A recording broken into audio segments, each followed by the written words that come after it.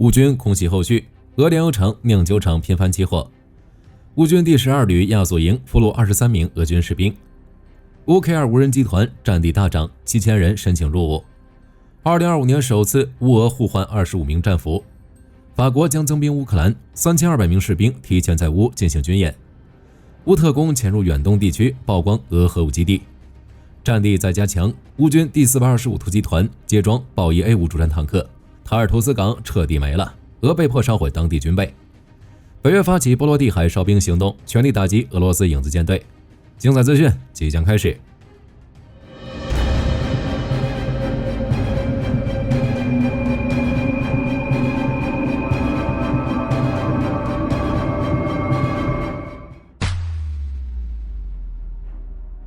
乌军这2天向俄本土发动了2025年以来最大规模的空袭。在继昨天的报道后，俄军越来越多的战损信息得到进一步披露。据开源情报防御者报道，1月15日，乌克兰向伏尔加格勒的卢克石油厂发射了密集的无人机。随后，俄军防空系统启动，在空中拦截无人机，并与之展开激烈交火，持续了数十分钟。但最终还是传来了卢克炼油厂着火的消息，这也就意味着乌军对该炼油厂的打击计划取得成功。其二，据默什新闻报道，1月15日，乌军利用无人机袭击了坦波夫的一家酿酒厂，致使该工厂传出剧烈的声响。随后，俄方回应称，其防空部队至少击落了一架 UJ-26 海地无人机。这是一款射程超过1000公里、时速可达150公里每小时的重型武器。俄军甚至还炫耀战果，对外展示了无人机残骸。有趣的是，这家酿酒厂最终还是发生了火灾，且还传出了爆炸声。不仅直接打脸了俄军的上述行为，而且还意味着俄军的拦截属于无用功，乌军依然完成了打击目的。实际上，这并非乌克兰第一次攻击俄罗斯的酿酒厂了。早在去年10月，乌军就对图拉和沃罗涅日的酿酒厂发动了空袭，而这些酿酒厂可能只是幌子，里面或许隐藏了俄罗斯的军事设施，储存着武器弹药。而接下来，乌军或许还会对这些伪装工厂持续发动定点打击。当然，在本土接连遭受乌军空袭后，俄军也向乌克兰发动了大规模空袭。据泽连斯基表示，俄军共计发射了40多枚导弹，外加70多架无人机，目标主要是该国的能源设施。乌军利用先进的防空系统击落了至少30枚导弹和47架无人机，另有27架无人机受乌军电子战设备干扰偏离了目标。虽然剩余导弹的确对乌克兰造成了威胁，但以目前情况来看，乌克兰的能源设施还在正常运转中。这也就意味着俄军的反攻并没有取得成功。从双方这一轮的攻防措施来看，乌军明显占优，其率先对俄本土军事设施发动袭击，且基本上全都达成目标，这使俄军事设施损失严重。虽然俄军在后续反攻中也让乌克兰受到威胁，但与俄罗斯的巨大损失相比，乌克兰已经算是大胜。在前线方向，根据乌总参发布的最新战报，在过去24小时内，全线共爆发158场战斗。俄军对乌军阵地和定居点进行了超过4000次炮击，投掷了40枚滑翔炸弹，而乌军则共歼灭俄军1580人。库尔斯克方向，由于天气回暖，当地俄军摩托化部队又开始采用冲锋战术，但均被乌军化解。此外，由于乌军此前的几轮反攻，俄军正在向此地转移兵力。目前，俄军的第106空降师第83旅已在苏贾西北部的尼古拉耶沃达里诺附近活动。同时，第155海军步兵旅也在向洛克尼亚开展行动。不过，由于装甲部队被重创，为避免重蹈覆辙，上述俄军部队并未发动大规模攻势，进攻频率也大幅降低。哈尔科夫方向，俄军第128摩托化步枪旅和车臣特种部队在东北部的沃夫昌斯克展开了特殊行动，但没有向乌军阵地进行推进，可能是在等待后援。库皮扬斯克方向，俄军向彼得罗巴弗利夫卡以及塔拜夫卡发起了数次进攻，但整体规模都不大，乌军轻易就防守了下来。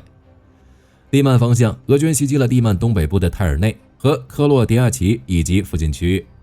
顿涅茨克恰索菲尔方向，俄军的第200近卫摩托化步枪旅向该地区的多个据点发起进攻，但当地乌军阻击了所有的推进行动，整体战线尚未有太大变化。托列茨克方向，据乌克兰真理报报道，乌军第12旅亚速营在前线俘虏了23名俄军士兵。随后，乌军发布报告称，这些士兵属于自愿投降，当时他们正躲藏在乌军袭击地区的地下废墟内。红军村方向，该地仍是乌东地区战况最激烈的地方。有消息称，乌军于15日当天共歼灭了俄军300人，其中当场清除166人，因伤退出战斗的有134人，不过该消息目前有待进一步证实。此外，先前已报道过，由于俄军久攻不下，再加上士兵伤亡过大，俄军试图在最南端路线上建立火控点，并计划切断红军村的后勤线。但据负责乌东作战的霍尔蒂察集团发言人维克多·特雷胡伯夫少校表示，红军村共有3条后勤补给线，截至目前，俄军并没有越过任何一条。俄军见一计不成，便又生一计，在红军村南部的小定居点，俄军试图切断红军村到第聂伯罗的运输线。目前乌军选择将计就计，准备在防守阵线的同时，趁机向俄军发动突袭。值得一提的是，当地乌军指挥官表示，俄军近期的装甲攻势规模与之前相比降低明显，而且根据福布斯最新的报告显示，自2022年以来，乌军可能首次在坦克方面要比俄军更具优势。长期以来，俄军的装甲部队一直自称为钢铁洪流，但福布斯表示，俄军坦克部队已难以在战场上发挥全部作用。乌军利用无人机和火炮能够轻易对其进行压制。反观乌克兰的坦克部队，在美欧国家的情报和技术支持下，目前也取得了不错的战果。不过，据当地的乌克兰旅指挥官表示，乌军利用无人机和火炮摧毁了俄军80%至90%的军备，包括装甲车等。此外，俄军还击毁了一个俄军弹药库。根据现场流传出的画面显示，乌军利用 FPV 无人机精准命中了目标，点燃了仓库中的武器，并引发了剧烈爆炸。霍尔蒂夫卡方向，乌军无人机击中了一辆俄军卡车，损坏了部分俄军装备。扎波罗热安德里夫卡方向，俄军计划沿着当地河岸继续推进，但乌军成功发动反攻，重创北部俄军，目前已夺回部分村庄。此外，据乌克兰真理报报道，乌克兰第54机械化旅 K2 营于去年年底组建了 K2 无人机团，专门负责使用无人机来进行侦察、火力调整和特种作战。截至目前，该团已收到7000份入伍申请。在新入役士兵彻底掌握相应无人机技术后，该团的无人机作战能力将会对俄军产生巨大威胁。与此同时，泽连斯基在社媒上发文表示，乌克兰与俄罗斯进行了本年度首次1对1的战俘交换，共计交换了25名战俘。据 ATESH 报道，该组织的特工对远东地区的弗基诺镇进行了一系列侦察行动。该镇毗邻朝鲜边境，且处于高度封闭状态。按照 ATESH 的说法，该镇的军事设施可能跟俄罗斯太平洋舰队的弹道导弹以及其他战略资源有关。其地属于俄罗斯国防部12号总局，主要负责核武器保障方面的工作。因此，俄军对该地区做了充足的保密工作，给驻扎在此地的军人丰厚的封口费。然而，该组织目前已把这个基地的具体情报全部交给了乌克兰国防部。对此，火力军只能表示，即便核武器搞得再厉害，可如果连自家门口都看不住，那威慑力又有几分呢？此外，据乌克兰通讯社报道，叙利亚新领导人朱拉尼已明确表示，俄罗斯必须从叙利亚撤军，这也就意味着俄罗斯将失去唯一的海外海军基地，即塔尔图斯港。有趣的是，据乌克兰国防情报局报告显示，由于叙利亚新政府不允许俄罗斯船只进入塔尔图斯港，这使其在叙利亚的军事资产撤离行动并不顺利。截至目前，俄罗斯货船斯巴达号、大型登陆舰伊凡格伦号和亚历山大·奥特拉科夫斯基号已被迫停在塔尔图斯港附近的近海上数天时间。其中，奥特拉科夫斯基号还由于海水淡化系统出现问题，第2、3油箱已开始漏油。这也就意味着，如果俄罗斯想将军备完全撤离至利比亚，就只能通过空运，这对其来说可是不小的工程。可能正因如此，目前已有消息传出，由于俄罗斯无法带走了军备，只好当场进行烧毁。法国方面，据莫斯科时报报道，法国已计划向乌克兰部署军队，且率先派遣3200名士兵，在基辅北部的第聂伯河段举行了一场代号为博尔修斯的秘密演习。值得一提的是，泽连斯基先前已允许其他国家向其境内注入特遣队。英国方面，据路透社报道，英国计划向乌克兰援助 1.62 亿英镑，助力其生产更多防空系统和远程武器，其中包括650套导弹系统。按照英国计划，将重点增加 LMM 导弹的产量，这是一款轻型多用途导弹，能够有效对前线乌军提供支援。此外，英国还强调，无论美国后续是否会继续援乌，英国都会选择支持乌克兰。美国方面，拜登正在敦促欧洲国家将冻结的3000亿美元俄罗斯资产转移并没收，以用来支持乌克兰，也可作为将来乌克兰谈判的筹码。但由于美国冻结的俄罗斯资产较少，大部分资产由欧洲国家冻结。欧洲国家担心没收俄罗斯冻结资产可能会导致其展开报复和引发连锁反应，并不愿意直接没收俄罗斯资产，目前只同意使用冻结俄罗斯资产产生的收益来帮助乌克兰。其他援助乌军第425突击团已收到德国、丹麦、荷兰捐赠的豹爷 A5 主战坦克，该坦克机动性强，射击准率高，且配备了额外的反应装甲、无人机网，正好填补乌军坦克方面的空缺。此外，据 BBC 报道，芬兰、爱沙尼亚、丹麦、拉脱维亚等波罗的海周边国家在芬兰首都赫尔辛基举行会议，其中北约秘书长吕特表示，北约将发起波罗的海哨兵行动，增派基舰执行联合巡逻，全面监控俄罗斯影子舰队，加强当地关键基础设施安全，并由北约欧洲盟军总司令卡沃利上将亲自指挥，以预防俄罗斯可能发起的破坏行动。据国防博客12日报道，美国科技公司盾牌人工智能在年度总结中证实，其生产的 VBAT 垂直起降无人机已于2024年6月交付乌克兰。公司开发人员还跟随前往进行了战场实地测试。报告指出 ，VBAT 无人机展现了强劲的反电子干扰性能，在包含 GPS 与通讯干扰的战场环境下，执行了长续航、长时间的请见真任务和指定目标任务。加上 VBAT 无人机曾经多次帮助乌克兰击毁俄军导弹系统。如在一次空袭行动中 ，VBAT 无人机标定了俄罗斯山猫 9M1 机动防空导弹系统的位置，随后乌军使用海马斯系统成功将其摧毁。因此 ，VBAT 无人机已被多个军事单位用于汰换老旧的请见真平台，并建立新的无人机计划。该公司称，随着全球各国军队持续采用无人机执行请见真和作战任务 ，VBAT 在乌克兰的表现证明了其在严苛冲突地区的实用性与韧性。如美国特种作战司令部、美国陆战队以及美国海岸防卫队，预计将于2025年接收首批 VBAT 无人机。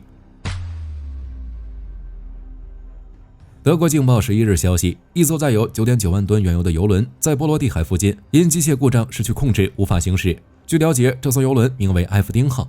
是悬挂巴拿马国旗，但实际归俄罗斯影子舰队所有。事故发生时，其正在从俄罗斯港口驶往埃及塞德港。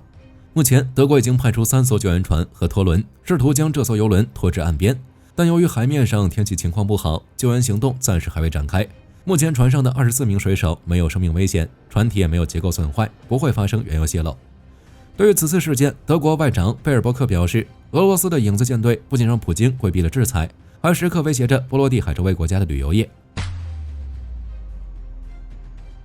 据国防博客的报道，诺斯洛普格鲁曼公司宣布，其为美国国防部导弹防御局开发的改良型导弹重返载具11靶弹已进入测试准备阶段，预计2027年进行首次飞行测试。该靶弹将用于测试下一代拦截弹的性能，以提升美国的导弹防御能力。报道称 ，MBRV-11 的研发速度非常快，在获得合约仅16个月后，就于2024年10月完成了关键设计审查。之后，诺格公司为加速开发进度，又采取了创新的做法，更是将系统需求审查与初步设计审查合并进行。此举展现了诺格与 MDA 之间的紧密合作，以及应对日益升高的国防需求的决心。据公开资料显示 ，MBRV-11 采用模块化设计，由一个基础载具和4个可选配的升级套件组成，使其能灵活应用不同的任务需求。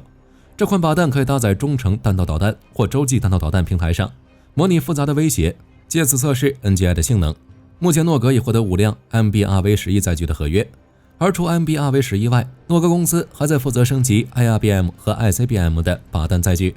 这些工作皆属于 MDA 总体整合测试计划的一部分，进一步巩固了诺格在导弹防御测试领域的领导地位。据悉，自2011年至今，诺格已交付25枚各类靶弹，成功支持了10次导弹防御系统测试，展现其在先进航电、固态火箭发动机等领域的深厚实力。据雅典每日报报道，希腊空军已正式接收第24架阵风战机，其序列号为457。这架单座阵风战机从法国波尔多梅里亚尼克直飞希腊纳塔格拉空军基地，操作阵风的飞行员则隶属第332战机中队，而该飞机最终大概率会归属希腊空军第114战斗联队。值得注意的是，这架最新的阵风战机属于希腊与法国的第2份补充合约的最后一架，这标志着希腊与法国的重要采购计划正式完成。此外，希腊很满意法国的交付进度，短短4年时间就让希腊获得了一支装备齐全的先进战机中队，大大改变了爱琴海和东地中海的力量平衡。报道称，在阵风战机加入后，希腊就对土耳其获得了明显的空中优势，而且阵风所挂配的欧洲流星远程导弹还能直接覆盖希腊飞行情报区，任何国际和战机今后都难以威胁到希腊的飞行空域。流星导弹是欧洲多国合资 MBDA 公司开发的一款远程空对空导弹，具有冲压引擎，射速达到 4.5 马赫，保守射程在200公里以上。而土耳其方面，目前的空中主力战机是 F-16，早先曾经加入美国主导的 F-35计划。相对的，希腊并不是 F-35的初期合作伙伴，这使得希腊一直很担心土耳其的空防实力在未来高于希腊。但世事无常，土耳其在2018年执意要购买俄罗斯 S-400 防空系统，导致其丧失了购买 F-35的资格。相反，希腊抓住了机会，申购到了 F-35战机购买资格，预计交付时程在2028年。相对于希腊空军，今后将 F-16、F-35、阵风、幻象2000、F-4、A7 等空中机队。而土耳其虽然这几年与美国的军事合作关系有所改善，美国也同意出售土耳其较新版本的 F-16，但是仍然拒绝出售 F-35给土耳其。其空中力量只有 F-16、F-4 以及自研的 TFX 战斗机。美国国防安全合作局1月15日表示，已经同意向日本出售16枚 AGM-158B B2 巡航导弹，算是连带的训练弹、抗干扰全球导航接收器及相关支持设备和零备件。这项军售的总金额达到了3900万美元。据悉，本次军售是美国第2次向日本出售 AGM-158B 导弹。此前，2023年8月时，美国就以1.04亿美元向日本出售了50枚同型弹药及相关服务。若将2次军售项目数量相加，日本空自届时将有66枚先进的防区外攻击武器，有效提升其远程精准打击能力。值得注意的是，美国国防安全合作局还表示 ，AGM-158 巡航导弹可挂载在日本航空自卫队的 F-15G 和引进的 F-35战机上。据悉 ，AGM-158 是新型空射巡航导弹，射程超过1000公里。并具有重450公斤的 WDU-42B 穿甲弹头，而日本采购的 AGM-158B B2 是最新开发的版本，射程可能进一步增加至1900公里，并配备2倍重的910公斤弹头，且能在敌方防空系统射程外发射，强化了日本应对当前和未来威胁的能力。保加利亚军事网1月15日报道称，英国国防采购大臣伊格尔在回应卡特里奇议员质询时证实，英国正在探索通过政府交易出售海神之子号和堡垒号船坞登陆舰。消息人士透露，巴西国防部对这2艘军舰表示十分感兴趣。报道称，目前这2艘军舰虽已退役，但仍需维护，而费用由英国纳税人负担。据伊格尔说，相关维护每年花费900万英镑，而若是将其出售，英国国防部就能将所获资金重新分配到对英国防务更重要的项目上。海神之子号和堡垒号是英国皇家海军的2艘海神之子级2栖船坞登陆舰，其分别于2003年和2024年服役。它们专为2栖作战而设计，能运输并直接在沿海地区部署军队、军车和装备，即使在缺乏港口基础设施的情况下，也能完成任务。巴西之所以有兴趣向英国采购这2艘战舰，其是因为巴西拥有很长的海岸线和重要海域，在战略上需要维持强大而灵活的海军，以保护国内外的利益。其二，海神之子号和堡垒号的2栖作战能力很强，能直接将大批部队、重装备和补给品运送到岸边，提升巴西的军力投射能力。其三，海神之子号和堡垒号还能充当军事行动的指挥舰，这将使巴西海军得以在区域内和国际舞台上执行2栖任务。其次，便宜。毕竟采购维护良好的现成军舰，不仅比打造新舰更符合成本效益，还能迅速获得现代军事技术，以最短的时间来实现巴西舰队的现代化目标。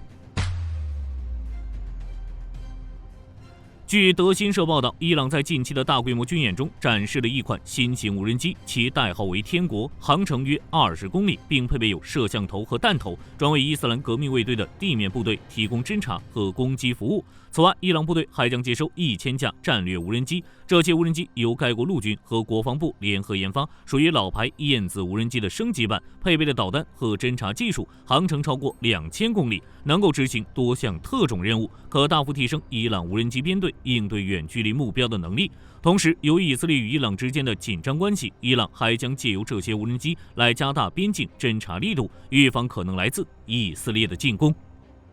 好了，本期节目到这里就结束了。大家觉得法国何时会真正派兵增援乌克兰呢？欢迎在评论区留言讨论。